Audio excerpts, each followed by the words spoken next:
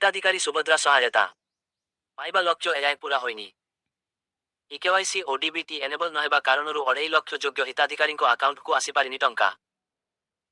किंतु टंका पाइथिबा हिताधिकारी पुनर्बार सुजोग देइछंती सरकार।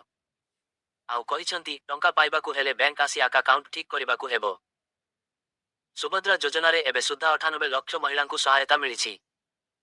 किंतु एबे भी 2.5 लक्ष योग्य हिताधिकारी सुभद्रा सहायता पाई नाहांती। जेउमानंकु आश्वस्ति आनी देइछि उप मुख्यमंत्री प्रभाती परिडांको बयान। योग्य हिताधिकारी सुभद्रा सहायतारू वंचित हेबेनी। योग्य हिताधिकारी अकाउंट को टंका आसिनथिले बैंक और बळको जिबाकू परामर्श देइछंती उप मुख्यमंत्री। रिजेक्ट लिस्ट रे नांथिले कोन करिवे? टंका पाइथिबा हिताधिकारी बळकरे थिबा तालिका जांच करंतु। योग्य होइथिले पुनर्बार आवेदन करिवे। ब्लॉक स्तर रे क्लियरेंस मिलिले पुनी सुभद्रा रे जोड़ी हेबे। तालिका रे नांथिले बैंक रे अकाउंट डीबीटी एनेबल करिबाकू परामर्श। सुभद्रा पोर्टाल रे बायोमेट्रिक पद्धति रे केवाईसी करिबा जरूरी।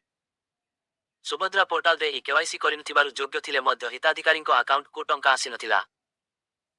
किंतु प्रश्न उठुछि, चारिटी पर्याय रे सहायता मिली सारिथिले मध्य हिताधिकारी दबनंद काहींकि दूर होई पारुनी? तृणमूल स्तर रे सुभद्रा सहायता पहुंचाइबारे किए साजुछि बाधक?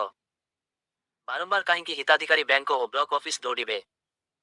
योग्य थाई मध्य टंका पाइथिले पुनी थरे आवेदन करिबाकू सुजोग देइछंती सरकार।